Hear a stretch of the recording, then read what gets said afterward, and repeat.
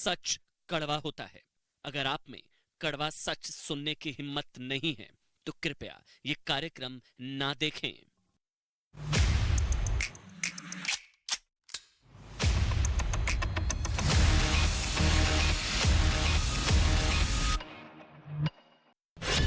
मैं आदित्यनाथ योगी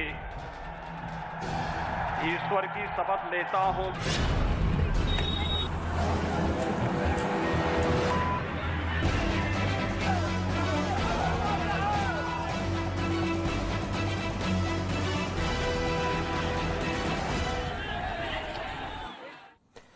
देश नहीं झुकने देंगे देख रहे हैं आप। मैं हूं आपके साथ अमन चोपड़ा। आज एक बहुत बड़ा खुलासा समझ लीजिए हम लोग करने जा रहे हैं।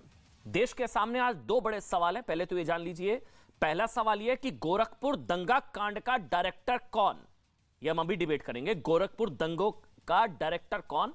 और दूसरा सवाल यह कि कश्मीरी पंडितों का कौन सगा, किसने ठगा, यह सवाल उठाएंगे ठीक 8:27 पर। अभी हम डिबेट करेंगे गोरखपुर दंगा कांड का डायरेक्टर कौन। और हमारे साथ आप देख भी रहे हैं, हमारे साथ जुड़ चुके हैं रवि किशन साहब, गोरखपुर के सांसद, क्योंकि गोरखपुर में एक बहुत बड़ा प्लान था दंगे का।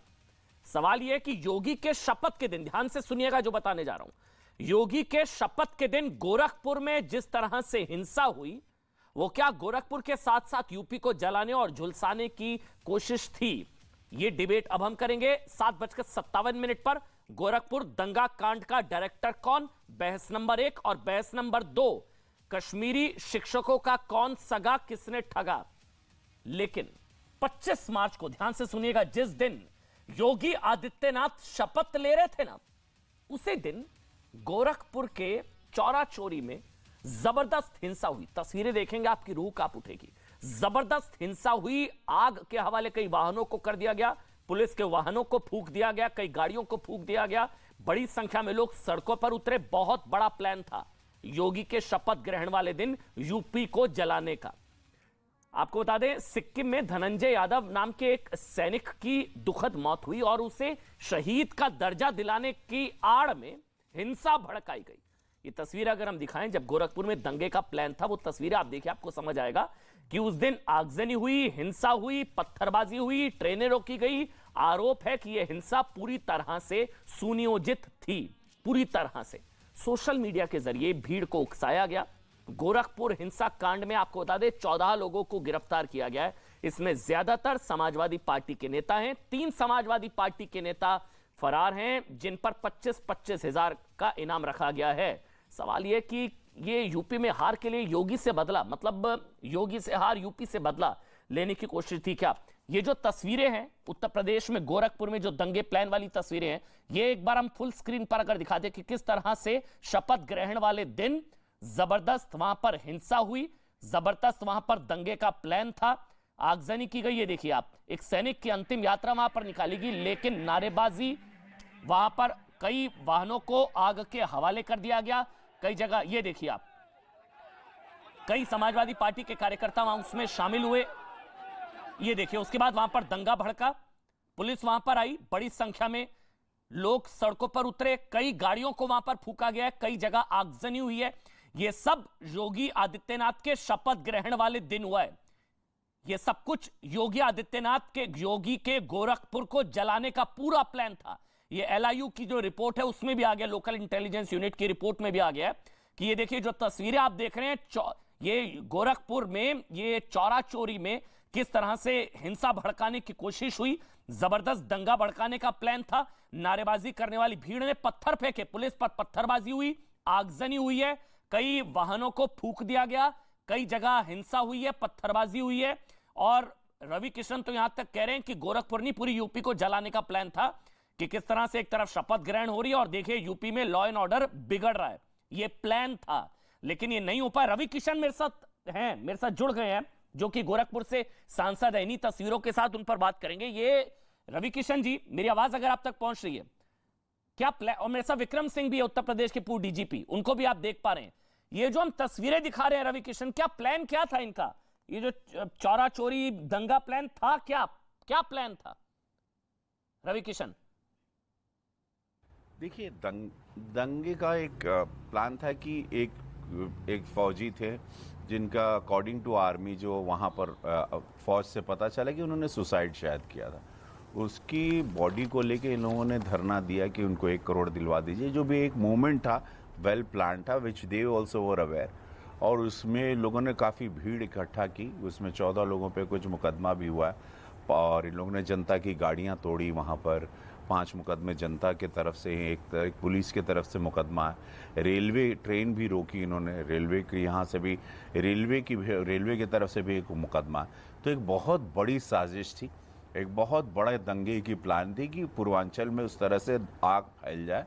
और इसमें 14 लोगों की गिरफ्तारी है, 3 लोग फरार हैं, 3 या 4 लोग अभी फरार हैं। जो अभी हमारी बात हुई, कप्तान साहब से भी बात हुई, तो ये सारी मूवमेंट पता चले कि एक बहुत बड़ी दंगे को का स्वरूप देना था। लेकिन इन लोगों को मैं आप लोगों के आपके माध्यम से, आपके चैनल के माध्यम से बता देना चाहता हूँ कि भारतीय जनता पार्टी की बहुमत की सरकार है और पूज्य महाराज जी मुख्यमंत्री हैं, जहाँ पर हम लोग चुनाव बहुमत में जीते हैं। लॉ एंड ऑर्डर हमारा सबसे बड़ा मेन मुद्दा रहा कि लॉ एंड ऑर्डर पे यूपी की जनता ने हम लोगों को आशीर्वाद दिया। नहीं, उसके साथ छेड़खानी, तो ये हाल है, जीतते तो क्या होता? उसके साथ खिलवाड़ महाराज जी की सरकार बर्दाश्त नहीं करेगी, भारतीय जनता पार्टी बर्दाश्त नहीं करेगी। जनता की हानि, उनकी गाड़ियों को तोड़ना और समाज को डराना, रेलवे प्रॉपर्टी, सरकारी प्रॉपर्टी को नुकसान पहुंचाना, ये सारी चीज़ों को अब नहीं, क्योंकि सारी डिटेल पता चल गई और वो जो लोग फरार हैं वो भी बहुत जल्द पकड़े जाएंगे। नहीं, मैं मेरे को तो ये है कि ये हार गए तो ये हाल है, जीतते तो क्या होता। मैं विक्रम सिंह आपके पास आऊं, उससे पहले एक और सवाल, क्योंकि मांग, मतलब मैंने जो खबर पढ़ी है, जो हमारे रिपोर्टर ने हम तक पहुंचाई है, वो तो ये कि एक सैनिक को शहीद के दर्जा देने की मांग को लेकर ये सब हो रहा था। ट्रेनें रोकी गई, कई जन आगजनी हुई है, तोड़फोड़ हुई है, ये लोग सड़कों पर उतरे थे, तो ये एक सैनिक को शहीद का दर्जा दिलाने की मांग थी। नहीं, जो फौज से पता चला कि उन्होंने, फौज से जो पता चला कि वो जो फौजी थे उन्होंने सुसाइड किया था, जो कि अभी हमारी कप्तान साहब से बात हुई कि वो तो उनके प्रोटोकॉल में, जो फौज के आर्मी के प्रोटोकॉल में, आप अगर ऑन ड्यूटी आपकी डेथ होती है तो आपको सलामी मिलती है और आपको जो भी उसका मिलता है, व्हाटएवर कॉम्पनसेशन होता है। But when you commit suicide, then फौज में ऐसा कोई प्रावधान नहीं है कि दे गिव सलामी टू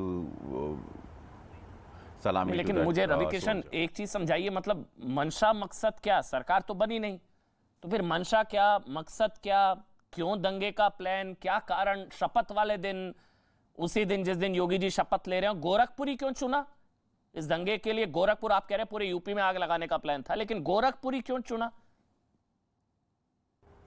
मकसद तो देखिए, ऑफ कोर्स ऐसी, बिकॉज महाराज जी का गढ़ है, महाराज जी का घर है।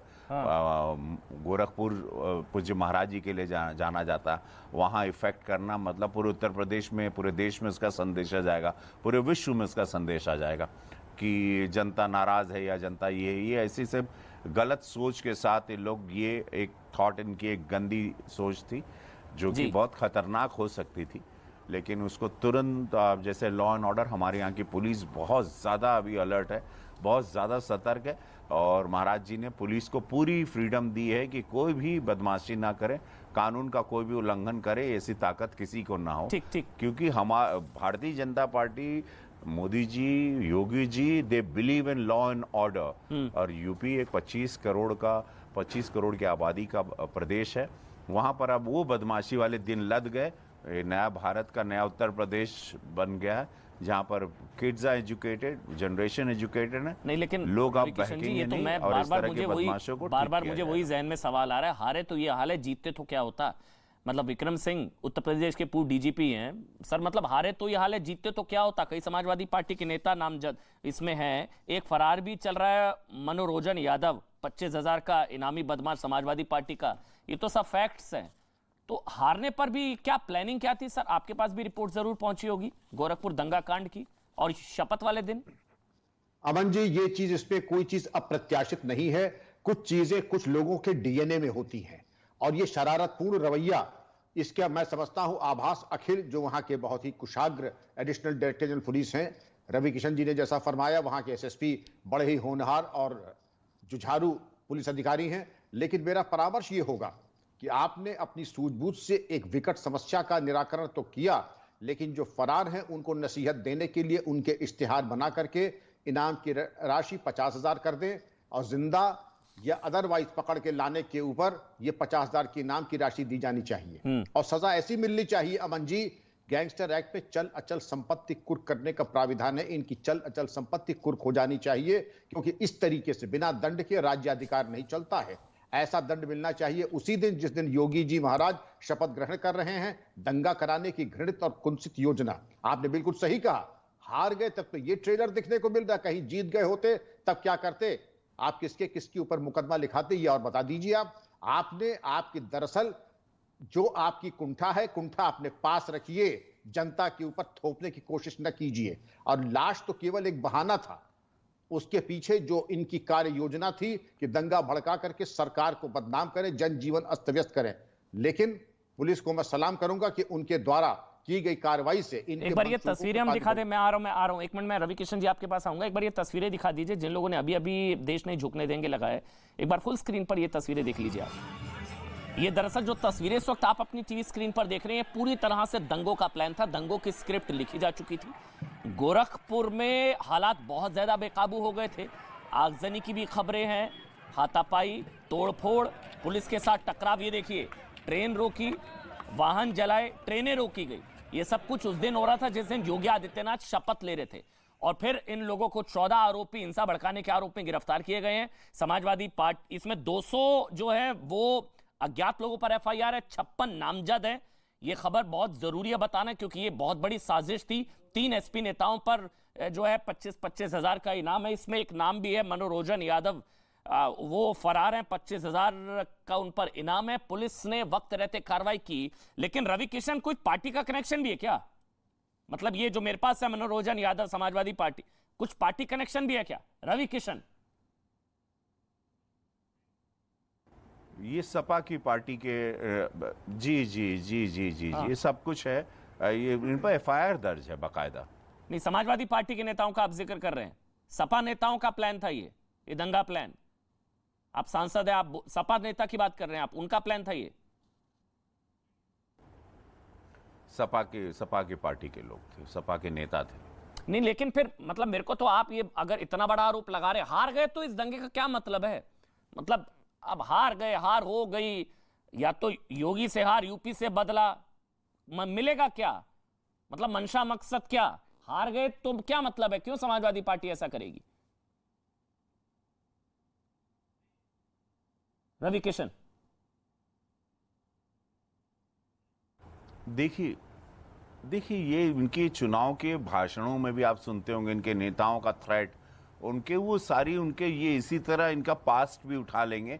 तो इसी वर्क पे, इसी प्लेटफॉर्म पर ये लोगों का काम था, इसी प्लेटफॉर्म पर थ्रेट करके राजनीति करना, थ्रेट करके वोट। अब देखिए, सबसे दुखद मुझे लगा कि हमारे जिले के बगल गोरखपुर के परसों एक लड़का बाबर को, उसको हत्या कर दी गई क्योंकि उसने मुस्लिम समुदाय का लड़का, उसने मिठाई बांटी भारतीय जनता पार्टी की जीत पर, तो उसको मार मार के सब लोगों ने मार डाला। अब मैं वो फ्रीडम ऑफ स्पीच या जो डेमोक्रेसी या सेक्युलरिज्म की बात करते हैं, ये सब जो भी माइनॉरिटी के नेता हैं, मुस्लिम समुदाय के नेता, पार्लियामेंट में कोई आवाज़ नहीं है, कोई हो हल्ला नहीं हुआ, कोई प्ले कार्ड लेके नहीं आए, कोई माइनॉरिटी के नेता ने बात नहीं की। वो ओवैसी साहब रहे या जो भी, या सपा के सारे नेता थे आज पार्लियामेंट में, मैं भी सदन से आया, तो कोई बात नहीं। तो ये मेरे समझ में नहीं आ रहा कि ये कोलकाता वाला रोल मॉडल, टीएमसी वाला, ये लोग उत्तर प्रदेश में क्यों अपनाना शुरू कर रहे हैं। ये मूवमेंट क्या था कि एक मुस्लिम लड़का बेचारा, वो अपने पूरे परिवार का सहारा था, घर चलाता था, और उसकी बुढ़िया माँ पर क्या होगा, और उसको यंग बॉय को, वेरी यंग किड, 23-24 साल का लड़का था, उन लोगों ने उसको डंडे से मार मार के, किस हथियार से पता नहीं, एंड दे किल्ड हिम। ठीक है, मैं रवि किशन आपके पास आऊंगा। अब रिक्वेस्ट है थोड़ा सा अगर आप समय हमको और दे पाए। मैं राकेश त्रिपाठी आपके पास, अवनिजेश अवस्थी भी मेरे साथ है, राकेश त्रिपाठी भी हैं, और साथ ही मेरे साथ सुधीर दुबे भी हैं, पॉलिटिकल एनालिस्ट हैं। पहले अवनिजेश अवस्थी, क्या आपको क्या लगता है साजिश क्यों, दंगे का प्लान क्यों? हार गए तो किस बात का दंगा, या हार का बदला है दंगा? यूपी से हार का बदला दंगा? अमन जी आपने सही कहा कि हारे हैं तो ये हाल हो रहा है। जीतते तो क्या होता, वही होता जो पश्चिम बंगाल में हो रहा है। जो पश्चिम बंगाल में अभी 4 राज्यों में भाजपा जीती, कहीं से भी आपको जीतने वालों की तरफ से जश्न में किसी हारे हुए पार्टी के कार्यकर्ता पर कोई हमले की खबर नहीं आई। लेकिन आप एक खबर बता रहे हैं गोरखपुर की, बाबर के बारे में खबर बताई अभी रवि किशन जी ने। एक महिला को तलाक देने की धमकी दी गई कि तुमने बीजेपी को वोट क्यों दिया। नोएडा में हुआ, अमरोहा में हुआ, पूरे प्रदेश भर में ये हुई है घटनाएं, छुटपुट घटनाएं हुई हैं। ऐसा नहीं है कि सिर्फ एक घटना ये बड़ी घटना है जो आपने चिन्हित की है, लेकिन इसके अलावा जगह जगह ऐसी घटनाएं हो रही। ममता बनर्जी को बुला के इसीलिए लेके आए थे, ममता बनर्जी को अखिलेश यादव बुला करके ही इसीलिए लेके आए थे कि वही मंत्र दो हमको हिंसा का, वही मंत्र दो हिंसा का, जिससे हिंसा के आधार पर हम इस प्रदेश में वो आग लगा सकें ताकि जनता डर करके अखिलेश यादव के शरण में जाए।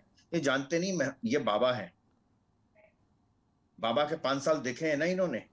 वो मुख्तार अंसारी और अतीक अहमद जैसा व्यक्ति कहां पर है आज, इनको मालूम नहीं है। मैं प्रदेश की जनता से जरूर अनुरोध करूंगा अमन चोपड़ा जी आपके माध्यम से, सिर्फ पुलिस का साथ दें, अफवाहों से बचें, दंगा ना होने तो दें। फिर होगा ना, फिर क्या गारंटी आगे नहीं होगा? विक्रम सिंह, वही होगा जो मुख्तार आप अंसारी के सोचिए, साथ हो रहा ये है, बाबर के साथ क्या हुआ, होगा जो अतीक अहमद के साथ हो रहा है। आपको मालूम है ना कि चुनाव से पहले एक बड़ा वायरल हुआ था मोटरसाइकिल पे, एक ट्रैफिक पुलिस वाले ने मोटरसाइकिल का चालान किया। उसने क्या कहा, ले लो चालान, 10 तारीख के बाद देख लेंगे। प्रदेश की जनता को स्वीकार है क्या ये? ऐसे तमाम लोगों को बाबा, मैं बता रहा हूं, रवि किशन जी ने ठीक कहा कि सबसे बड़ा कारण कानून व्यवस्था था। प्रदेश की जनता शांतिपूर्ण तरीके से कानून व्यवस्था में रहना चाहती है, निवेश भी आएगा, रोजगार भी बढ़ेंगे और उत्तर प्रदेश नंबर 1 बनेगा, क्योंकि अपूर्व उसमें उसके पास संसाधन है। मेरा सवाल ये है विक्रम सिंह, मेरा सवाल ये है कि ये तो जो डर था, वो जो बीजेपी कह रही थी, जो डरा रही थी या डर था कि कल को आए तो क्या होगा, अब नहीं आए फिर भी हो रहा है। बाबर के साथ क्या हुआ, उसको मार दिया, उसके बाद ये तस्वीरें देखिए, कितनी खतरनाक तस्वीरें हैं ये सब, ये कब थमेगा? मतलब ये तो फिर आगे भी होगा विक्रम सिंह, इसका मतलब आगे भी एक और कोशिश होगी यूपी को जलाने की। ध्यान दे अमन जी, चिराग बुझने से पहले एक बार लौ प्रज्वलित होती है पूरे वेग से, ये वही चीज है। अब इनके समापन का समय आ गया है। योगी जी महाराज के नेतृत्व में और उत्तर प्रदेश की महान जनता इस तरीके की गुंडागर्दी बिल्कुल बर्दाश्त नहीं करेगी। और जहां किसी ने दुस्साहस किया या किसी में अगर आत्महत्या का कोई जज्बा हो तो बात अलग है, वरना जिस किसी को अपनी भविष्य के बारे में जरा सा भी चिंता होगी, इस तरफ करना तो छोड़ दे, देखेगा भी नहीं, और देखेगा तो मुंह की खाएगा। अभी तो 25-25 हजार का इनाम हुआ है। मेरा परामर्श होगा कि कल तक या तो दस्तयाब होंगे, नहीं मिलेंगे, या 50 हजार का इनाम होगा। वरना मैं कहना नहीं चाहता हूं आपके प्रतिष्ठित चैनल के ऊपर, इनका भविष्य मुझे बड़ा अंधकारमय दिखाई पड़ रहा है, क्योंकि इन्होंने रॉन्ग नंबर डायल कर दिया है दरअसल। और अगर इन्होंने आगे बढ़ने की कोशिश की तो वो नसीहत दी जाएगी, खैर छोड़िए। लेकिन यह है कि जो कि इनकी 7 पुश्तें याद करेंगी कि इन्होंने कोई दुस्साहस किया। अब वो जमाने चले गए जब खलील खां फाख्ते उड़ाया करते थे। अब ये कानून के दायरे में रहते हुए जीविकोपार्जन करें और अपनी रोजी रोटी कमाएं और बच्चों का ध्यान दें, वरना इस तरीके का दुस्साहस किया तो न जनता बर्दाश्त करेगी, न पुलिस, और महाराज जी की तो खैर बात कहना ही। इनको डर नहीं दिख रहा है? राकेश त्रिपाठी, आपकी सरकार, सारी चीजें जो विक्रम सिंह भी बता रहे हैं, डर होता तो ये सब कोशिश ना होती। मतलब सोचिए, लगभग दंगा कर दिया, तोड़ फोड़ सब कुछ हुआ, और प्लान बहुत बड़ा था। LIU की रिपोर्ट है, तो रामबग बाबर, उस बाबर को मारा, उसके बाद ये हो रहा, आगे भी होगा, तो खौफ तो कुछ बदला क्या? फिर बट्टल गया, आप ये कह सकते हैं। आप जी नहीं, उत्तर प्रदेश की परिस्थिति को अगर अमन जी मैं बताऊं, वर्ष 2007 का विधानसभा चुनाव, 2012 का विधानसभा चुनाव और 2017 का विधानसभा चुनाव, ये 3 विधानसभा चुनाव में विशेष तौर पर पिछले याद दिला रहा हूं, जो कानून व्यवस्था के मसले पर हुए हैं, कानून व्यवस्था की नकारात्मकता को लेकर के हुए। 2022 का चुनाव पहली बार कानून व्यवस्था की सकारात्मकता को लेकर के हुए। योगी आदित्यनाथ की सरकार की कानून व्यवस्था के मुद्दे पर हम जनता के बीच में गए और जनता ने हमको वोट किया। समाजवादी पार्टी को ऐसा लगता है कि यही कानून व्यवस्था जो इनका हथियार है, इस हथियार को इनसे छीन लो, कैसे कानून व्यवस्था उत्तर प्रदेश में बिगाड़ दो, तभी 2024 के लोकसभा चुनाव में कुछ स्पेस हो सकता है, तभी 2027 के चुनाव में हमारे लिए कुछ स्पेस हो सकता है। वो हर संभव प्रयास करेंगे कि कैसे उत्तर प्रदेश को दंगों की आग में झोंका जाए। लेकिन जो बात अभी विक्रम सिंह जी कह रहे थे, रवि किशन जी कह रहे थे, स्पष्ट तौर पर रॉन्ग नंबर डायल किया है। है। योगी आदित्यनाथ जी की सरकार है, बाबा का बुलडोजर अभी बंद नहीं हुआ है, ये बुलडोजर चलेगा उनके ऊपर जो दंगा फैलाने की कोशिश करेंगे और संपत्ति उनकी बेच करके कुर्की करके वसूली होगी। ये 25,000 रुपए की जो इनाम घोषित हुए हैं ना, ये इनाम सारे वसूल होंगे इनके घरों से ही, इनके घर बार बेच करके ही। किसी को इजाजत नहीं होगी उत्तर प्रदेश में। और मैं पूरा बताऊं कि किस तरह से सोशल मीडिया पर इन्होंने इसका पूरा प्लान किया। 56 लोगों को हमने चिन्हित किया है और इन 56 लोगों का भविष्य अंधकार में है। मैं विक्रम सिंह जी की इस बात से बिल्कुल सहमत हूं। उत्तर प्रदेश में इस प्रकार की किसी साजिश को हम आगे कामयाब नहीं होने देंगे। मैं एक बात और जोड़ूं, ये जिस जहां पर घटना हुई है ना, ये चौरी चौरा बहुत क्रांतिकारी ऐतिहासिक स्थल है। इस चौरी चौरा क्रांतिकारी ऐतिहासिक स्थल को बदनाम करने का जिन्होंने चेष्टा की है और विशेष करके जनता को दंड देने का प्रयास कर रहे हैं, क्योंकि इन समाजवादी पार्टी के गुंडों का आक्रोश जनता पर है कि ये जनता ने भारतीय जनता पार्टी को जीता क्यों दिया है। इसलिए दंगे की आग में झोंक दो तो कर्फ्यू लगेगा, जनता परेशान होगी, लेकिन उनके ये मंसूबे हम इन पर पानी फेर देंगे, इन मंसूबों को हम सफल नहीं होने देंगे। ऐसे लोगों पर बहुत ठोस कठोर कार्रवाई होगी, रासुका तामील करनी होगी, तो सरकार पीछे नहीं हटेगी। सुधीर दुबे जी, समाजवादी पार्टी मतलब ये कनेक्शन समाजवादी पार्टी का जहां पे भी दंगा होता है एसपी कनेक्शन क्यों हो जाता है? मतलब क्या है, क्या रिश्ता क्या कहलाता है ये? इसमें भी एक समाजवादी पार्टी का मनोरंजन यादव फरार चल रहा है, कई नामजद हैं, क्या क्यों ये सब क्यों? अब तो हार गए अमन जी, जी आपने तो मीडिया ट्रायल में ही जिन जिन लोगों का नाम आया है उनको सबको आपने दोषी घोषित कर दिया, और जो चार प्रवक्ता जो भारतीय जनता पार्टी के आपके चैनल पे बैठे हैं वो सब लोगों ने समाजवादी पार्टी को विक्रम सिंह आपको विक्रम सिंह समाजवादी पार्टी के प्रवक्ता लगते हैं आपको? अरे विक्रम सिंह जी जिस उत्तर प्रदेश के पूर्व डीजीपी कानून की बहुत लंबी सेवा किया उन्होंने। अभी जिन लोगों का नाम आया, अभी कोई अदालत से कोई दोषी करार नहीं हुए, उनके घर पे बुलडोजर चलवा दो, उनको 50,000 का इनाम कर दो, उनको गोली मारवा, इस तरह की बात कहना मैं समझता हूँ विक्रम सिंह जी जैसे व्यक्ति को शोभा नहीं देती। नहीं तो दंगाइयों का क्या करें? अगर नहीं तो दंगाइयों का क्या, बुलडोजर नहीं चलाएंगे तो आरती थोड़ी ना उतारेंगे भाई। निश्चित रूप से भाई बुलडोजर राज पर ही तो मोहर लगाई है ना यूपी की जनता ने। निश्चित रूप से बुलडोजर चलना चाहिए। ये बुलडोजर राज 2.0 इसीलिए तो आया है, बुलडोजर राज पर ही मोहर लगाई है ना। एक बात यूपी के लोग चाहते हैं। एक घटना होती है जिसके अंदर पब्लिक ने इतना बड़ा आंदोलन किया और भीड़ का कोई चेहरा नहीं होता है। विक्रम सिंह जी इस बात को बहुत अच्छी तरह से जानते हैं, भीड़ का कोई चेहरा नहीं होता है। तो ये समाजवादी पार्टी के नेता कहां से आ जाते हैं जहां पे भी दंगा होता है? इसमें मनोरंजन यादव अमन जी मुझे बात कहने का मौका दीजिए। आप हमारे वहां के जिलाध्यक्ष ने डीएम साहब से ये निवेदन किया है और एक ज्ञापन भी दिया है, अगर समाजवादी पार्टी का कोई भी नेता, कोई भी कार्यकर्ता अगर इस घटना में लिप्त है तो समाजवादी पार्टी उसका कोई समर्थन नहीं करती है, लेकिन अगर किसी निर्दोष को फंसाया जा रहा है तो समाजवादी पार्टी इस बात का विरोध। त्रिपाठी जी निर्दोष को फंसा रहे हैं, राकेश त्रिपाठी जी, फिर एसपी कनेक्शन एसपी नेता त्रिपाठी जी, राकेश त्रिपाठी, फिर मैं रवि किशन आ रहा हूं आपके पास। अमन जी, बाकायदा पूरे एविडेंस है कि किस प्रकार से इनकी मॉडस ऑपरेंडी थी, उसका पूरा खुलासा उत्तर प्रदेश की पुलिस कर रही है कि कैसे सोशल मीडिया पर इन्होंने भड़काऊ पोस्ट लिखना का काम शुरू किया, कैसे वहां लोगों को एकत्रित करने का काम शुरू किया। तमाम वीडियो फुटेज में समाजवादी पार्टी के स्थानीय नेता दिखाई पड़ रहे हैं और उनको चिन्हित किया है। मैंने इसीलिए बताया कि 56 लोग चिन्हित किए गए हैं, जिसमें से नामजद है, 56 नामजद है। परेशान मत होइए, एक-एक को चुन करके हम जेल की सलाखों के पीछे भी भेजेंगे। और जिन्होंने सार्वजनिक संपत्ति का नुकसान करने का प्रयास किया है उत्तर प्रदेश की सरकार, उसके 56 नामजद है, 56 नामजद है। गोरखपुर की पुलिस का इतिहास हम बहुत अच्छी तरह से जानते हैं और गोरखपुर की पुलिस की गोरखपुर को पहले भी आप दंगे की आग में झोंकते रहे जब सरकार समाजवादी पार्टी। चलिए विक्रम सिंह फिर रवि किशन आ रहा हूं, अपनी जेश अवस्थी, पहले विक्रम सिंह एक करके, 1 मिनट हो गया, बचा लिए जिसको बचाना था, आपने मैसेज दे दिया। विक्रम सिंह, उसके बाद अपनी जेश अवस्थी।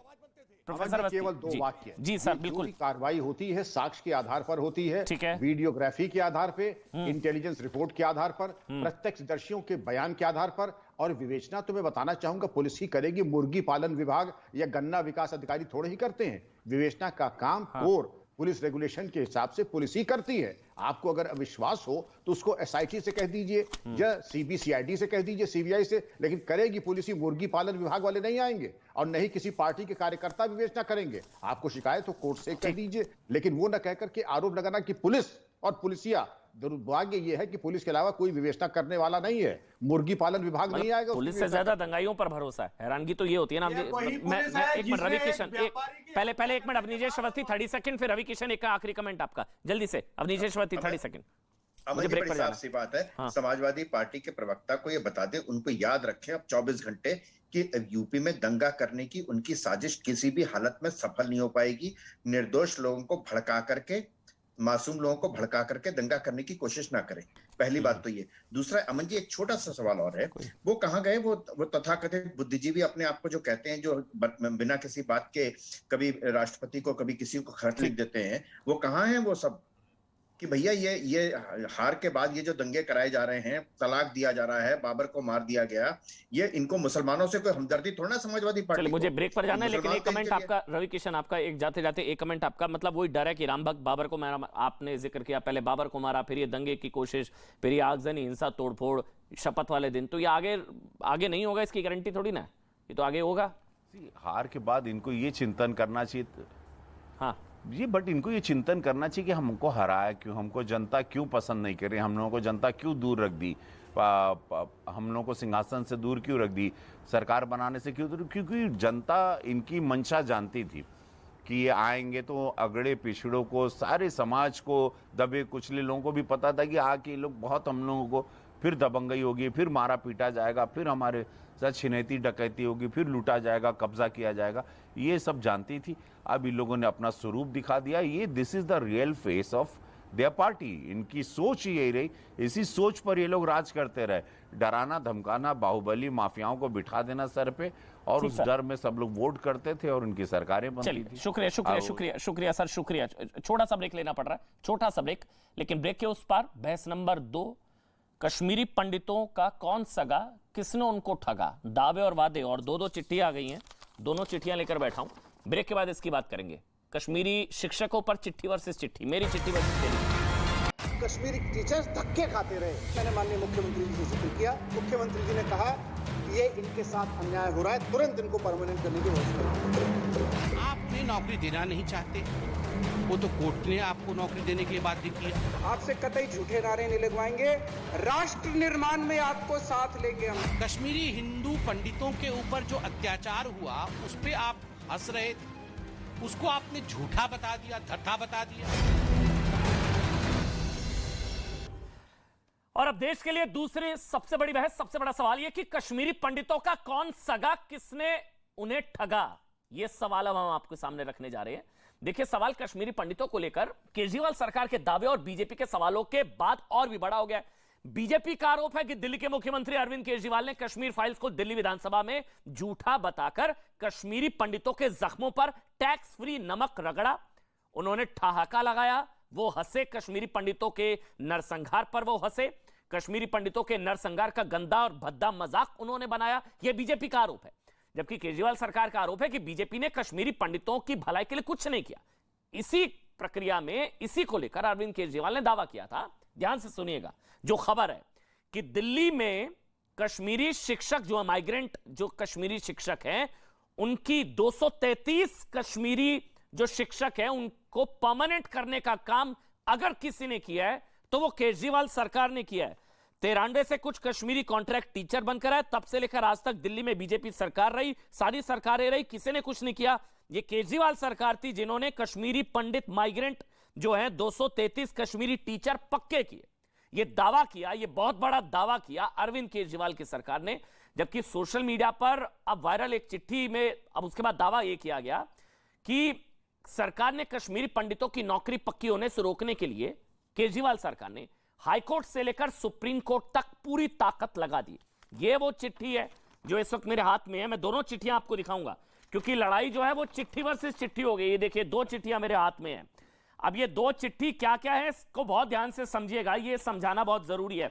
दोनों चिट्ठियों को अगर हम यहां पर डालें एक बार समझिएगा, बहुत ये मामला दिलचस्प भी हो गया है। अब पहली चिट्ठी जो वायरल चिट्ठी थी वो आई थी government school teacher association migrant registered, उसमें दावा किया गया कि जिसमें यह बताया गया कि हाई कोर्ट की सिंगल बेंच, हाई कोर्ट की डबल बेंच ने जो राहत दी कश्मीरी पंडित शिक्षक, कश्मीरी शिक्षकों को, उसके उस फैसले के खिलाफ केजरीवाल सरकार ने अपील की। उसमें यह बताया गया कि 18 मई 2015 को हाईकोर्ट ने शिक्षकों को नियमित करने का आदेश दिया। दिल्ली सरकार ने हाईकोर्ट के आदेश को डबल बेंच में चुनौती दी। मतलब यह तो उल्टा दावा किया गया। उसके बाद 21 मई 2018 को हाईकोर्ट की डबल बेंच का शिक्षकों के पक्ष में एक और फैसला। फिर आगे क्या हुआ? फिर दिल्ली सरकार ने हाईकोर्ट के फैसले के खिलाफ सुप्रीम कोर्ट में अपील की। मतलब साम दाम दंड भेद, हाईकोर्ट या डबल बेंच ने जब जब कश्मीरी शिक्षकों को राहत दी, केजरीवाल सरकार ने उनके खिलाफ ऊपरी अदालत में, सुप्रीम कोर्ट, आखिर में जाकर इस चिट्ठी में दावा है, ये वायरल चिट्ठी है, 26 अक्टूबर 2018 को सुप्रीम कोर्ट ने दिल्ली सरकार की याचिका खारिज की, दिल्ली सरकार के खिलाफ और कश्मीरी शिक्षकों के पक्ष में फैसला दिया। तब जाकर केजरीवाल सरकार ने कश्मीरी शिक्षकों को परमानेंट करने का काम किया। अब इसमें है दिलीप भान संयोजक। अब ये दिलीप भान, अब इनके यहां हस्ताक्षर नहीं है। अब देखिए पेज, ये एक वायरल चिट्ठी है, इसमें हस्ताक्षर नहीं है। दिलीप भान संयोजक, government school teachers association, migrant registered. अब एक आज नई चिट्ठी आ गई है, जो मेरे हाथ में है वो ये नई चिट्ठी है, उसको भी एक बार हम डाल दें। अब ये है कि ये असली चिट्ठी है, वो असली चिट्ठी। अब ये नई चिट्ठी आई है जिसको आम आदमी पार्टी ने ट्वीट किया, ये जारी किया गया। इसमें लिखा गया है government school teacher association migrant registered. इसमें लिखा गया, ध्यान से सुनिएगा, हम बिना हस्ताक्षर वाली वो फर्जी चिट्ठी जो हमारी एसोसिएशन के नाम पर किसी दिलीप भान, जिसे ना कोई जानता है और ना ही वो एसोसिएशन के सदस्यों के द्वारा प्रसारित की जा रही है, उसका खंडन करते हैं। ये दूसरी चिट्ठी आई है कि कश्मीरी पंडितों को परमानेंट किसने किया, नहीं किया। अब इसमें कहा गया कि भाई दिल्ली सरकार ने तो हमारे लिए बहुत कदम उठाए। हम ये बार बार कहना चाहते हैं कि दिल्ली के चुने हुए मुख्यमंत्री अरविंद केजरीवाल ने कश्मीरी माइग्रेंट शिक्षकों की मदद की और दिल्ली कैबिनेट के जरिए नीति बनाकर इस तारीख में हमें नियमित किया। अब ये चिट्ठी वर्सेस चिट्ठी हो गई है, इसी को लेकर हम समझने की कोशिश करेंगे। अब इसमें देखिए हस्ताक्षर है नीचे, इसमें है टीके भट्ट जनरल सेक्रेटरी, विनय सचिव और विनय विशिन। और एक और चीज, ये सबसे इंपॉर्टेंट पॉइंट है कि दिल्ली हाईकोर्ट और सुप्रीम कोर्ट ने हमारे पक्ष में फैसला दिया। हालांकि दिल्ली के चुने हुए मुख्यमंत्री अरविंद केजरीवाल ने हमें नियमित करने के मामले में हमेशा हमारी मदद की। अब फैसले के ये तीसरा इंपॉर्टेंट जो दोनों पॉइंट को खारिज करता है कि हालांकि, ध्यान से सुनिएगा, इस चिट्ठी में भी लिखा गया, हालांकि दिल्ली हाईकोर्ट सुप्रीम कोर्ट ने हमारे पक्ष में फैसला दिया, हाईकोर्ट ने दिया, फिर सुप्रीम कोर्ट ने दिया, लेकिन मामला सुप्रीम कोर्ट तक पहुंचा कैसे? ये तो सवाल है ना कि क्या अपील की गई थी कश्मीरी शिक्षकों के पक्ष में जो फैसला आया, क्या उसके खिलाफ 2015 में अपील की गई? नंबर एक, क्या डबल बेंच का जो फैसला है 2018 में, क्या उसके खिलाफ सुप्रीम कोर्ट में अपील की गई थी नहीं की गई थी? ये नहीं समझ में आ रहा है अभी, क्योंकि कौन सच्चा कौन झूठा, ये कौन सगा किसने ठगा और इसमें देखिए, इसमें लेकिन हस्ताक्षर है, इस चिट्ठी में हस्ताक्षर है, टीके भट्ट जनरल सेक्रेटरी और विनय विशिन ट्रेजरर, इसमें इस चिट्ठी में हस्ताक्षर है। तो चिट्ठी वैसे चिट्ठी हो गया, कश्मीरी शिक्षकों को किसने ठगा, कौन किसका सगा, इस पर हम बात करेंगे। डिबेट शुरू करते हैं। मेरे साथ आपको बता दें, अच्छा तेजेंद्र बग्गा जी है मेरे साथ, आज भारतीय जनता पार्टी का पक्ष रखेंगे। बग्गा जी स्वागत है आपका। और साथ ही मेरे साथ सैयद अब्बास, पॉलिटिकल एनालिस्ट हैं, आम आदमी पार्टी के समर्थक हैं, आम आदमी पार्टी से चुनाव भी लड़ चुके हैं। स्वागत है आपका सैयद अब्बास जी। और यहाँ स्टूडियो में सुशील पंडित भी हैं आज मेरे साथ। सुशील जी आपका भी बहुत बहुत स्वागत। पहले तो सुशील पंडित आप मुस्कुरा रहे हैं, मुझे भी नहीं समझ आ रहा है, ये दो चिट्ठी मेरे हाथ में है, क्या है चिट्ठी का माजरा? मतलब कश्मीरी शिक्षकों की मदद की केजरीवाल सरकार ने, ये नई चिट्ठी है, दावा कर रही है। पहली वाली चिट्ठी कह रही है कि भैया ऐसा कुछ नहीं, इन्होंने कोर्ट के फैसले के खिलाफ अपील की थी। सुशील पंडित। अमन जी, ये चिट्ठी ना हुई, एक लंगोटी रह गई अब लाज बचाने वाली। मामला शुरू हुआ था झूठी फिल्म, कश्मीर फाइल्स को झूठी फिल्म कहने से।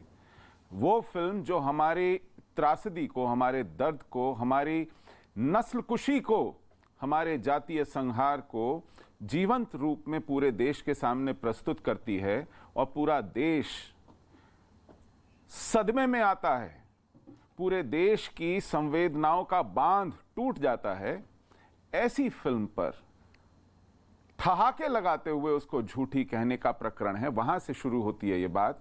और उसके बाद जब चारों तरफ से धिक्कार, चारों तरफ से रोष, विरोध प्रकट होता है, तब कहा जाता है कि नहीं, हम तो आपके बहुत हमदर्द हैं और हम चाहते हैं कि आपको न्याय भी मिले और आपका पुनर्स्थापन भी हो। मैंने जब अरविंद केजरीवाल जी के मुंह से ये सुना कि कश्मीरी पंडितों को न्याय भी मिलना चाहिए, पुनर्स्थापन भी होना चाहिए, इस पे राजनीति नहीं होनी चाहिए, तो मुझे याद आया, मैं पिछले कम से कम 11 साल से इन्हें देख रहा हूं और 10 साल तो इन्हें लगभग पार्टी बनाए हुए भी हो गए। आज तक इनके किसी भाषण में मैंने कश्मीरी हिंदू शब्द, कश्मीरी पंडित शब्द इनके मुंह से नहीं सुना, इनकी प्रेस विज्ञप्तियों में नहीं सुना या पढ़ा या देखा। पहली बार, और ये मैं बता दूं, दिल्ली एनसीआर में जम्मू के बाद सबसे अधिक संख्या में विस्थापित रहते हैं, लगभग 1 लाख हैं हम यहीं इसी क्षेत्र में रहने वाले। आज तक मैंने इनके किसी कार्यक्रम में, किसी नीति में, किसी निर्णय में हम लोगों के लिए कुछ होते हुए ना देखा ना सुना। लेकिन उसके बाद आज ये अपनी लाज बचाने के लिए कुछ आधा दर्जन टीचर्स की गर्दन पर सवार होकर के उनसे चिट्ठी ले आते हैं। आप क्या, अच्छा ये अब नया आरोप लगा रहे हैं आप ये कह रहे हैं कि गर्दन पर सवार होकर चिट्ठी जबरदस्ती लिखवाई गई? नहीं, इन्होंने तो कहा था कि साहब आप चरणों में चले गए, किसके? विवेक अग्निहोत्री के। आज किनके चरणों में चले गए आप? किनसे आप सर्टिफिकेट लेने पहुंच गए? कश्मीरी शिक्षकों की गर्दन पर चढ़कर चिट्ठी लिखवाई गई, आप ये नहीं, ऐसा लगता है, क्योंकि मैंने पता करने की कोशिश की, कोई बात करना नहीं चाहता इस विषय के ऊपर, कोई रिकॉर्ड पर आना नहीं चाहता है। और जब आप एक सरकार के मातहत कर्मचारी हैं, आप उनसे क्या नहीं करवा सकते? इसके दबाव में कश्मीरी शिक्षकों से मुझे लगता है, मुझे लगता है, अच्छा आपको लगता है? लेकिन जो तथ्य हैं वो अपनी जगह वैसे के वैसे खड़े हैं। आप हाई कोर्ट के फैसले को डिवीजन बेंच में चुनौती देते हैं, डिवीजन बेंच के फैसले को सुप्रीम कोर्ट में चुनौती देते हैं, पहले उसको लटकाए रखते हैं, उसके बाद ये 2 फैक्ट्स हैं, उसके बाद आप यूपीएससी जाते हैं पता करने के ये घोष कर सकते हैं कि नहीं। ये 2 फैक्ट्स हैं कि हमें कुछ नहीं कहना कि क्या हाई कोर्ट के फैसले को डिवीजन बेंच में, डबल बेंच में चुनौती दी गई, नहीं दी गई, नंबर 1। नंबर 2, फिर जो डबल बेंच का फैसला है उसको सुप्रीम कोर्ट में चुनौती दी गई, नहीं दी गई, और दी तो किसने दी तो केजरीवाल सरकार। ये 2 फैक्ट्स हैं। लेकिन बग्गा जी पहले आप बोल लीजिए, क्योंकि आप सबसे ज्यादा वोकल है इस इशू को लेकर, ट्विटर पर भी, सोशल मीडिया पर भी। लेकिन अब तो कह रहे कि पोल खोल दी आपकी, केजरीवाल सरकार के, आम आदमी पार्टी के पोल खुल गई आपकी, तो चिट्ठी फर्जी निकली, इसमें तो साइन ही नहीं है। ये वाली चिट्ठी में इतने साइन है। जो व्यक्ति आपके साथ बैठे हैं, जिनसे अभी आप पूछ रहे थे, सुशील पंडित, क्या जो उनका इतिहास नहीं जानता होगा, मैं उनको बताना चाहता हूं, पिछले 30 साल से कश्मीरी पंडितों की जो लड़ाई लड़ने वाले अगर आपको मुख्य चेहरे देश में देखेंगे, उनमें एक सुशील पंडित जी है। और आज सुशील पंडित जी ने जो कहा आपसे, ऐसी ही बातें और भी कश्मीरी पंडित कह रहे हैं। मैं आपको एक उदाहरण देना चाहता हूं, अमित रैना, जिन्होंने ये कोर्ट के अंदर अपील डाली कि बिट्टा कराटे, यासीन मलिक और इन सब लोगों को जेल की सलाखों में, और जो भी केस की अपील डाली, उन अमित रैना जी ने आज ट्वीट किया। उन्होंने कहा हमारे कश्मीरी पंडित टीचरों को दिल्ली सरकार की तरफ से फोन करके धमकाया जा रहा है। उनको कहा जा रहा है कि अगर तुम ये स्टेटमेंट नहीं दोगे तो तुम नतीजे भुगत लेना। ये उनकी ट्वीट वहां पे मौजूद है, कश्मीरी पंडित एक्टिविस्ट है, और ये वो व्यक्ति है जिन्होंने कोर्ट के अंदर अपील डाली है। आप चाहे तो वो ट्वीट में आपको दिखा सकता हूं टीवी चैनल के ऊपर। लेकिन जो सुशील पंडित जी ने बात कही, आज विषय ये नहीं है कि ये कश्मीरी जो, उसके बाद तो ये तो सारे फैक्ट हैं। चिट्ठी, आप दोनों चिट्ठियों को छोड़ दीजिए, दोनों चिट्ठी सच्ची और झूठी हो सकती है, कोर्ट के रिकॉर्ड तो सच्चे झूठे नहीं हो सकते। लोअर कोर्ट ने जब 2015 में इसको ऑर्डर को रिजेक्ट किया, कहा कि कश्मीरी पंडित जो टीचर एसोसिएशन उनको न्याय मिलना चाहिए, तो ये दिल्ली सरकार हाई कोर्ट के सिंगल बेंच में गई। हाई कोर्ट ने भी दिल्ली सरकार की अपील को रिजेक्ट किया, डबल बेंच में गई। डबल बेंच ने भी कश्मीरी पंडित टीचर एसोसिएशन को न्याय दिया, ये सुप्रीम कोर्ट में गए। ये 4 साल 5 साल तक अगर ये न्याय देना चाहते थे तो ये 4 साल 5 साल तक ये क्यों गए? क्यों नहीं इन्होंने उस समय कहा कि हम कोर्ट के अंदर नहीं जाएंगे? आज ही जब इनकी सरकार 2013 के अंदर बनी थी, ये कहते कि जो इनके साथ अन्याय हुआ है 2010 के अंदर जो अपील डली थी, हम उनको न्याय देते हैं। ये 7 साल 8 साल तक इन्होंने केस को क्यों खींचा? लेकिन 2010 में अपील डली थी। लेकिन जो सबसे बड़ा सवाल है, बग्गा जी, आप जिनके बात चालू कहां आप जिनकी, एक मिनट सुनिए, आप जिनकी तरफ से बोल रहे हैं वो तो चिट्ठी जारी, वो जो चिट्ठी जारी करके कह रहे हैं उसमें साइन है टीके भट्ट, विनय विशन, किरण कौल, सुनीता धर, सबके साइन है इसमें। अब ये झूठ बोल रहे हैं या आप, मतलब ये तो चिट्ठी आई है। आप ये सुशील जी ने कहा, जो अमित जी ने कहा कि जिस तरीके से टीचर्स के ऊपर तलवार हो सकती है, सुशील जी ने एक डाउट में कहा, लेकिन अमित जी ने जो कहा मैंने बता, लेकिन मैं कह रहा हूं उसको दोनों को छोड़ दीजिए, दोनों चिट्ठियों को साइड कर देते हैं। क्या कोर्ट के रिकॉर्ड झूठे हो सकते हैं? कोई भी जा सकता है। मैं तो कह रहा हूं कोई भी हाई कोर्ट की उस पे वेबसाइट पे जाए, सुप्रीम कोर्ट की वेबसाइट पे जाए, ना बीजेपी की माने ना आम आदमी पार्टी की माने, हाई कोर्ट और सुप्रीम कोर्ट की वेबसाइट पे जाए और वहां देखे कि उस केस के खिलाफ अपील करने वाला कौन था। दिल्ली सरकार थी कि नहीं? दिल्ली सरकार के वकीलों ने वहां आके कहा था कि नहीं कि होना चाहिए कि नहीं होना चाहिए, ये न्याय नहीं मिलना चाहिए, उन्होंने कहा था कि नहीं कहा था, इनको ये नहीं मिलना चाहिए। ये सवाल मैं ले रहा हूं, ये मैं सवाल ले रहा हूं। सईद अब्बास है। सईद अब्बास, सीधा सा सवाल पूछूंगा, ध्यान से सुनिएगा। बिल्कुल। 18 मई 2015 को सिंगल बेंच ने जो कश्मीरी माइग्रेंट टीचर्स के पक्ष में फैसला सुनाया था, क्या उसको तब की दिल्ली सरकार ने डबल बेंच में चुनौती दी थी, हां या ना? ओके अमन भाई, सबसे पहले तो हकीकत छुप नहीं सकती, छुपाने से महक उठ नहीं सकती कागज के फूलों से। बग्गा जो है मेरे भाई हैं, मेरे बहुत अच्छे मित्र हैं। हाँ या ना? जी सुनिए, अरे भाई भाजपा को तो इतना समय देते हो, हम वक्त निकाल कर आते हैं, हमें हाँ और ना तो बुलाते क्यों भैया? सर आप अगर बुलाते 20 मिनट पूरा बोलिएगा तो मैं पूरा बोलिएगा, पूरा ऐसा करिए, पूरा तो समय देंगे सैयद भाई को, पूरा समय देंगे, सैयद अब्बास जी को पूरा समय देंगे। पीसीआर मैं रिक्वेस्ट कर रहा हूं पीसीआर से, पूरा समय आज आपको दिया जाएगा, बस इस सवाल का जवाब दीजिएगा। 18 मई 2015 को क्या दिल्ली सरकार ने मैं आपके तरीके से नहीं जवाब, हाई कोर्ट के फैसले के खिलाफ अपील की थी, हाँ या ना? एक मिनट दीजिए, इसको डिनाई कर दीजिए, मैं आपकी तरफ हो जाऊंगा। जवाब दूंगा, लेकिन मैं जवाब जरूर दूंगा अपने तरीके से, आपके तरीके से नहीं। चलिए ठीक है, बोलिए। तो अभी आपके जवाब का सवाल सुनिए, 1 मिनट दीजिए बस। ठीक है। सबसे पहले तो अमन भाई, जैसे मैंने कहा, भाजपा वो है ना कुछ अच्छा करेगी कश्मीरी पंडित भाइयों के लिए, ना कुछ अच्छा होने देगी। आपके सवाल का जवाब ये है, कौन है ये आदमी अनिल बैजल, जो लेफ्टिनेंट गवर्नर है दिल्ली सरकार का, जिसने खुद मिनिस्ट्री ऑफ होम अफेयर्स के चिट्ठी में विद सिग्नेचर लिखकर बताया कि इनको परमानेंट रेगुलराइज नहीं किया जा सकता। मैं चैलेंज करता हूं भाजपा वालों को कि इसको झूठ बतलाए, नहीं कर सकते, क्योंकि खुद अनिल बैजल भाजपा द्वारा नॉमिनेटेड लेफ्टिनेंट गवर्नर ने इस पे रोक लगाई। और नाम किसका? आम आदमी पार्टी का।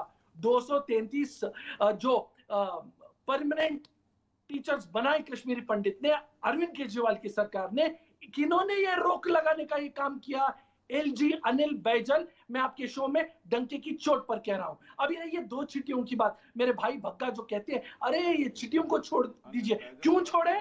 असली चिट्ठी ठीक है विनय भट्ट ने लिखी है, विनय विशिन ने लिखी है, सेक्रेटरी ट्रेजरर मेंबर्स ने लिखी है। आपकी जो चिट्ठी है नकली है। आपका बहुत बहुत शुक्रिया अमन भाई। ठीक बात है। नहीं, मैंने दोनों चिट्ठियां दिखाई। सैयद भाई अगर आप जवाब दे दे, अब अगर हिम्मत है आप में, 1 मिनट बोला आपने, क्या कश्मीरी शिक्षकों के खिलाफ अपील अनिल बैजल के कहने पर की थी दिल्ली सरकार ने? अपील कश्मीरी शिक्षकों के खिलाफ डबल बेंच में क्यों की गई, सुप्रीम कोर्ट में क्यों की गई? क्या की गई थी, नहीं की गई थी? फैक्ट बताइएगा, फैक्ट की गई थी, नहीं की गई थी? की गई थी या नहीं की गई थी? बता रहा हूं, बिल्कुल फैक्ट बता रहा हूं, और ये 2 लेटर के तथ्य पर बता रहा हूं। पहला लेटर जो मेरा सवाल एसोसिएशन जो नहीं है सवाल, मैं फिर से सवाल पूछता हूं, मैं 10 बार ये सवाल पूछूंगा, इस सवाल का जवाब रुकिए एक मिनट सैयद अब्बास दोबारा से। जितने भी लोग देख रहे हैं, देश नहीं झुकने देंगे, सवाल सुनिएगा। 18 मई 2015, सुनिए एक मिनट, 18 मई 2015 सिंगल बेंच ने हाई कोर्ट की कश्मीरी माइग्रेंट टीचर्स के पक्ष में फैसला सुनाया। दिल्ली सरकार ने उसके खिलाफ अपील की या नहीं की? नंबर 1। नंबर 2, 21 मई 2018 डबल बेंच ने भी कश्मीरी माइग्रेंट टीचर्स के पक्ष में फैसला सुनाया। तब फिर दिल्ली सरकार ने सुप्रीम कोर्ट में उस फैसले के खिलाफ अपील की या नहीं की? मुझे बता दीजिए, की या नहीं की? सैयद अब्बास, की या नहीं की? सैयद अब्बास, यानी कि आपके पास जवाब नहीं है। आपको टारगेट करते हैं और भाजपा को छोड़ देते हैं। नहीं, मैंने बोला ना फर्ज, मैंने बोला ना 2 चिट्ठियां हैं, मैं फैक्ट्स की बात कर रहा हूं। सैयद अब्बास, नहीं आपके पास जवाब नहीं है ना? जवाब है ना? बताइए की थी या नहीं की थी? अभी जवाब दे रहा हूं। की थी या नहीं की थी? सुनिए, अभी ये जो साहब की बात मैं 1 मिनट के लिए मान लेता हूं कि एलजी ने अप्रूव नहीं की, 1 मिनट के लिए मान लेता हूं, जबकि मेरे पास वो कागज है। 17 सितंबर 2017 को एलजी ने अप्रूव किया। 17 सितंबर 2017 को एलजी ने अप्रूव किया। जो हाई कोर्ट ने ऑर्डर दिया 17 सितंबर 2017 को एलजी ने अप्रूव किया। ये अगर आपका मीडिया कैमरे को फोकस झूठ है, झूठ है, ये बिल्कुल झूठ। अच्छा, बोलने देते हैं। 17 सितंबर 2017। अच्छा, आप एक काम करिए ना, एलजी ने आपको जो रिटर्न में डिनाइल किया होगा उसकी लेटर ले आइए। सर मैं क्या कह रहा हूँ, एलजी ने जो आपको डिनाइल किया होगा। लेकिन अमन भाई, अमन भाई, सवाल ये नहीं है, सवाल ये है जो फिल्म को झूठा कहा गया। आज पूछिए इन्होंने फिल्म को झूठा क्यों कहा। इन्होंने कश्मीरी पंडितों के नरसंहार का जब मजाक उड़ाया, अमन भाई, सवाल ये उठता है कि आज ये अपनी एम्बैरेसमेंट हटाने करने के लिए चिट्ठियां लेके आए हैं। आपने कहा कि फिल्म झूठी है। बताइए अब्बास भाई, फिल्म झूठी है कि सच्ची है? जो केजरीवाल ने कहा उससे आप माफी मांगते हैं। जो केजरीवाल ने कहा फिल्म झूठी है, कहा कि नहीं कहा? आप बताइए, आपने कहा फिल्म झूठी है कि नहीं कहा? करो चोरी ऊपर से सीना जोरी। सैयद अब्बास, मेरे को तो बस कश्मीरी शिक्षकों के खिलाफ कौन कोर्ट में गया, बस ये बता दीजिए, बात खत्म। मैं डिबेट का मतलब ही नहीं रहेगा। मेरे को लग रहा है डिबेट ही बेमानी है भाई। आप बस बता दीजिए कश्मीरी शिक्षकों के खिलाफ कोर्ट में कौन गया, ऊपरी कोर्ट में है? हिम्मत बता दीजिए इसका जवाब। कौन गया? कश्मीरी पंडित के एसोसिएशन, जो टीचर्स माइग्रेशन एसोसिएशन में क्या लिखा है? कश्मीरी शिक्षकों के खिलाफ ऊपरी अदालत में कौन गया? सैयद अब्बास, सवाल समझ नहीं आता है क्या आपको? सवाल नहीं समझ में आ रहा क्या? कश्मीरी शिक्षकों के खिलाफ ऊपरी अदालत में कौन गया? दिल्ली सरकार गई या नहीं गई? मुझे बता दीजिए भाई। मैं तो तारीख बता रहा हूं, 18 मई 2015, 21 मई 2018। हाँ जी, नहीं गई नहीं गई दिल्ली सरकार कश्मीरी शिक्षकों के खिलाफ पर रोक लगाई या नहीं लगाई? मेरे साथ में मनोज कुमार जी भी हैं, ये भी दिल्ली में ही हैं, कश्मीरी स्थापित हैं, कश्मीरी पंडित हैं। मनोज जी, ये आप क्योंकि दिल्ली में रहते हैं, सुशील पंडित भी है, मैं आ रहा हूं बग्गा जी, आपको टाइम दूंगा पूरा, आप अच्छे से समझाइएगा जो आप दिखाना चाह रहे हैं। लेकिन पहले मनोज कुमार जी भी हैं। मनोज कुमार जी, दिल्ली सरकार ने कश्मीरी शिक्षकों को रेगुलराइज किया, कोई सरकार नहीं कर पाई। 93 में कुछ कश्मीरी कॉन्ट्रैक्ट टीचर बनकर आए, 94 में मदन लाल खुराना बीजेपी के मुख्यमंत्री उन्होंने किया, लेकिन इकलौती सरकार जिसने 233 कश्मीरी टीचर पक्के किए वो केजरीवाल सरकार। सही या गलत? मनोज कुमार सर, ये तो कोर्ट ने किया है, जो भी डिसीजन आया है वो तो थ्रू कोर्ट से आया हुआ है। मेरी आवाज आ रही है आप? बिल्कुल आ रही है सर, बोलिए। वो जो भी कोई डिसीजन आया हुआ वो कोर्ट के थ्रू से ही आया है।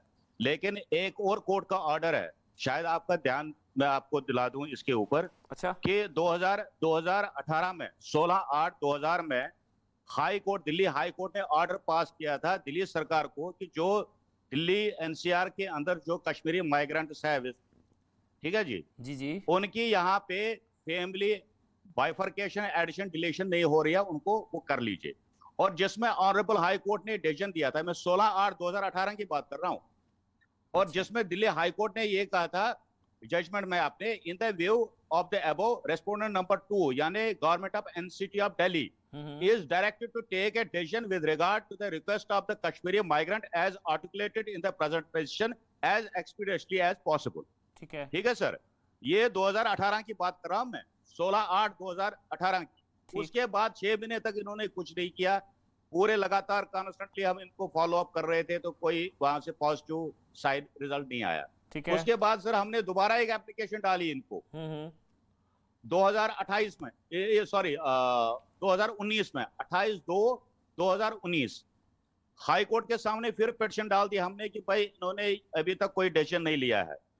उसमें इनका काउंसलर जो था, थ्रू देयर काउंसलर, जो दिल्ली सरकार का काउंसलर जो था, उसने देखो क्या स्टेटमेंट दिया है हाई कोर्ट ऑनरेबल कोर्ट ने। It was stated by the council of Delhi government that steps have been taken and deliberations were held along with discussions with government of J&K as well as Ministry of Home Affairs. It is stated that the process was inconclusive and likely to take about 6 months time. ठीक है sir? तो इन्होंने वहां पे कहा था कि जज ने जब इनसे पूछा था कि भाई आपको कितना टाइम लगेगा, कितना कब करोगे आपको, तो इन्होंने कहा कि हम तो बात कर रहे हैं इनसे सेंट्रल गवर्नमेंट से भी और J&K स्टेट से भी, तो हमें 6 महीने में ये हो जाएगा। मतलब फिर ये तो आज हो गया, नहीं आज हो गया सर 2022। वो 21 का ऑर्डर आया हुआ है, ये वो 18 का ऑर्डर, 18 का ऑर्डर है, 18 का ऑर्डर आया हुआ है, 21 हो गया, हाँ 22 हो गया, आज हो गया, अच्छा 22 हो गया। आज इनके मिनिस्टर साहब है, उनके पास ये मेरे ख्याल से 9 महीने या 10 महीने इनके पास ही फाइल पड़ी हुई थी। यानी आप ये देख लीजिए 2019 में अगर मैं प्रिज्यूम करूं फरवरी 2028 फरवरी 2019 से में ही अगर मैं ये मान लूं कि उसके बाद अगर 6 महीने हो गए और जो इन्होंने मांगे थे, मैं समझ गया, मैं समझ गया। तो अब तक ये फाइल ऐसी ही है। मैं सुशील पंडित और बग्गा जी आपके पास आ रहा हूं, लेकिन एक सईद अब्बास, मानने में बुराई नहीं है, अगर पंडितों से प्रॉब्लम है तो खुलकर मान लीजिए, मतलब कोई प्रॉब्लम नहीं है। अगर है देखिए, अब ये तो एक एग्जांपल है ना, ये जो मनोज कुमार जी हैं, ये तो बीजेपी के नहीं है ना, मनोज कुमार जी ये तो कह रहे हैं पंडितों से प्रॉब्लम है। तो ठीक है, विनय भट्ट क्या कश्मीरी पंडित नहीं है? विनय विशन क्या कश्मीरी पंडित नहीं है? किरण कौल जिसने हस्ताक्षर किए, ये सब कश्मीरी पंडित नहीं है? क्यों आप सिर्फ एक भाजपा का साइड लेते हो? दोनों साइड दिखाइए ना। कश्मीरी पंडितों की साइड ले रहा हूँ। जिसने साइन किया है, सेक्रेटरी, ट्रेजरर, मेंबर सभी ने कहा है। आम आदमी पार्टी के वाह की है, अरविंद केजरीवाल जी का शुक्रिया अदा किया है, उसकी तो बात करते हैं। सईद अब्बास उनको नौकरी थोड़ी ना गंवानी है, वो चिट्ठी नहीं लिखेंगे नौकरी, ये चिट्ठी नहीं लिखेंगे उनको नौकरी थोड़ी ना गंवानी है। ये जो नई वाली चिट्ठी आई है, नहीं मुझे ये आरोप है ना कि भाई उनकी नौकरी, दबाव है उन पर। अब मुझे नहीं पता कौन, बस मुझे अगर बता दीजिए। आप फिर से बोल रहा हूं, कश्मीरी शिक्षकों के खिलाफ कोर्ट में कौन गया? अमन भाई, कश्मीरी शिक्षकों के खिलाफ कोर्ट में कौन गया? जी आपने कहा कि अगर ये ऐसा लेटर नहीं देंगे, कश्मीरी शिक्षकों के खिलाफ कोर्ट में कौन गया? जी अमन भाई 5 सेकंड, जी बिल्कुल मैं जवाब दूंगा। आपने कहा कि अगर कश्मीरी शिक्षकों के खिलाफ कोर्ट में कौन गया? ऐसे लेटर नहीं देंगे तो उनकी नौकरी चले जाएगी। कश्मीरी शिक्षकों के खिलाफ कोर्ट में कौन गया? जी तो आप भाजपा का समर्थन नहीं करते? कश्मीरी, मैं पंडितों का समर्थन कर रहा हूँ, आपकी मैं पीड़ित पक्ष कश्मीरी पंडितों का समर्थन कर रहा हूँ। अगर आप भाजपा, मैं कश्मीरी पंडितों का समर्थन कर रहा हूँ ना। अगर आप छोड़िए, आपके पास फैक्ट नहीं है। तेजेंद्र बग्गा, फैक्ट नहीं, कोई नहीं। तेजेंद्र बग्गा जी उसके बाद सुशील पंडित। नरसंहार का मजाक उड़ाया कि नहीं उड़ाया? आपने कश्मीरी पंडितों के नरसंहार के ऊपर ठहाके लगाए कि नहीं लगाए? ये तो बड़ी गलत बात। बग्गा जी बोलिए, बग्गा जी। नहीं, देखिए आपने आज सवाल, देखिए आज जो भी घटना हुई, ये शुरुआत कहां से हुई? अरविंद केजरीवाल आज 30 साल बाद कश्मीरी पंडितों के साथ जो हुआ, 1947 के बाद इस देश के अंदर सबसे बड़ा अगर नरसंहार कोई हुआ है तो वो कश्मीरी पंडितों के साथ हुआ है। आप मुझे एक भी एग्जांपल दे सकते हो पूरी दुनिया का कि अपने ही देश में 5 लाख लोगों को अपने घरों से छोड़ के विस्थापित होना पड़े 30 साल बाद? मतलब आप सोचिए, ये जो फिल्म है उसमें सिर्फ एक परिवार की कहानी है, आपको इसे 5 लाख से मल्टीप्लाई करना पड़ेगा, तब आपको पता लगेगा कि कश्मीरी पंडितों के साथ क्या बीता। आज 30 साल बाद उनकी एक कहानी आती है। आप बेशक उसको टैक्स फ्री नहीं करते, हमारी मांग थी, आप कह देते कि हम टैक्स फ्री नहीं करेंगे। आपने सांडगिया को किया, आपने 83 की फिल्म को किया, आप कह देते हम इसको नहीं करेंगे क्योंकि ये लोग मुझे पसंद नहीं है। लेकिन आप मजाक उड़ाते हैं, आप ये कहते हैं फिल्म झूठी है। तो मुझे लगता है कि जो उनके साथ 30 साल पहले हुआ था, आज कश्मीरी पंडितों के साथ दोबारा उस प्रकार की घटिया कृत्य करने का काम अरविंद केजरीवाल देखिए हुआ ये। अच्छा सैयद अब्बास बोलिए, सैयद अब्बास। कश्मीरी पंडित भाइयों को वापस आने के लिए कोई भी आपने आप ये बता दो, भाषा को छोड़ो मेरी, क्या कदम लिए? भाषा मैंने केजरीवाल की देखी है जो प्रधानमंत्री को कावर्ड साइड की बात कहते हैं। आप ये बताओ, फिल्म को झूठी बोला आपने फिल्म को झूठी बोला हो या ना? आपने फिल्म को झूठी बोला हो या ना? आपने फिल्म को झूठी बोला हो या ना? अरविंद केजरीवाल जी बिल्कुल सही है जो वो कहते हैं कि आपने फिल्म को झूठी बोला हाँ या ना? पूछते हैं तो तुम पापा आप करते क्या हो? अरे बेटा मैं पिक्चर की पोस्टर चिपकाता हूं। आपने फिल्म को झूठी बोला कि नहीं बोला? बस वही करते हैं और कुछ नहीं करते। देखिए इनके पास जवाब नहीं है, ये भाग रहे हैं। MC अब्बास भाग रहे हैं। मैं कहता हूं MC अब्बास के पास कोई आंसर नहीं है। MC अब्बास किसी सवाल का जवाब नहीं दे पा रहे हैं। आप प्रोविजन कीजिए, प्रोविजन कीजिए आप। ठीक है अब्बास जी, मेरी एक बात सुन लीजिए। आपने फिल्म को झूठी बोला कि नहीं बोला? हाँ या ना में जवाब दीजिए। कुछ नहीं कर सकते आप। आपके नेता ने फिल्म को झूठी बोला कि नहीं बोला? मनमोहन सिंह से सीखिए। ये सब नहीं है। अब्बास जी एक बात सुन लीजिए। अच्छा हुआ ये सुशील पंडित, आगे बढ़ते मेरे को ब्रेक पर जाना होगा, लेकिन उससे पहले जल्दी से सुशील पंडित, हुआ ये है, निचोड़ ये है, डैमेज कंट्रोल हो रहा था, मुंह से झूठी निकल गया। अब हो सकता है इंटेंशनल ना हो, मुंह से झूठी निकल। मेरा सवाल है, पूरा सुन लीजिएगा। झूठी निकल गया, डैमेज कंट्रोल में वो बता रहे थे कि मैंने तो इतना काम किया, वो डैमेज कंट्रोल के चक्कर में थोड़ा और डैमेज हो गया। यही है ना पूरी कहानी सुशील पंडित? ये मुंह से झूठी निकल गया जो है, अगर ये किसी यूरोप के सभ्य देश में यहूदियों के संहार को झूठा कहे ना तो फौरन जेल जाएंगे। जब आप किसी के सामूहिक संहार को लीपापोती करके ढकते हैं या उसे झूठा बताते हैं, आप उस समुदाय का एक बार फिर संहार करते हैं। Genocide denied is genocide repeated many times over. ये संवेदनहीनता की पराकाष्ठा है, ये आत्मा विहीन होने का साक्ष्य है। आप अपने छाती में कलेजा दिल रखते हैं या पत्थर रखते हैं? आपके कई राजनीतिक मतभेद हो सकते हैं, प्रतिद्वंदिता हो सकती है, लेकिन पीड़ितों का मजाक उड़ाना। ठीक है सुशील पंडित, डैमेज कंट्रोल के चक्कर में थोड़ा और डैमेज हो गया, यही मेरे को लग रहा है। बहुत बहुत धन्यवाद। देश नहीं झुकने